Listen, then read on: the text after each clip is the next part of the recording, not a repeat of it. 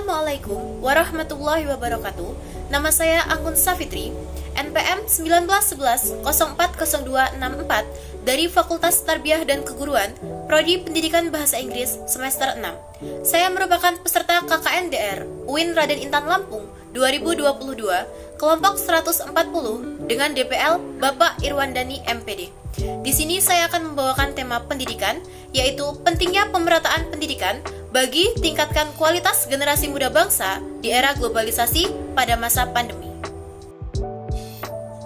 Seperti yang kita tahu, pemerataan pendidikan di Indonesia masih terus diupayakan. Dalam pemerataan pendidikan, tentunya yang perlu diperhatikan adalah bagaimana generasi-generasi emas bangsa mendapatkan keadilan dalam memperoleh pendidikan yang sama, baik di perkotaan maupun di daerah terpencil, baik di sekolah dasar maupun perguruan tinggi. Namun kemiskinan, sumber daya alam, rendahnya kualitas guru, rendahnya prestasi, sarana dan prasarana sekolah yang kurang memadai, serta koordinasi pemerintah pusat dan daerah sangat kurang, sehingga menjadikan daerah yang sulit dijangkau menjadi tidak terkomunikasi. Faktor ini yang menyebabkan pemerataan pendidikan di daerah pedalaman tertinggal dengan daerah lainnya.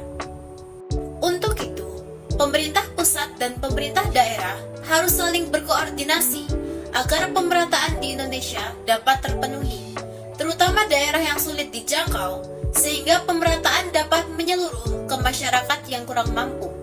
Tentunya semua ini dilakukan agar semua masyarakat dapat melanjutkan pendidikan di Indonesia tanpa ada konflik atau perbedaan antara masyarakat yang kurang mampu dan masyarakat yang berada. Di era globalisasi, pada masa pandemi seperti sekarang, dapat memberikan dampak negatif yang cukup menyulitkan pemerintah melakukan pemerataan. Di era global sekarang ini, berbagai bangsa di dunia telah mengembangkan Knowledge Based Economy atau KBE yang menyaratkan dukungan manusia berkualitas. Karena itu, pendidikan mutlak diperlukan guna menopang pengembangan ekonomi berbasis pengetahuan, Education for the Knowledge Economy atau EKE. Dalam konteks ini, lembaga pendidikan harus pula berfungsi sebagai pusat penelitian dan pengembangan yang menghasilkan produk-produk riset unggulan yang mendukung KBE.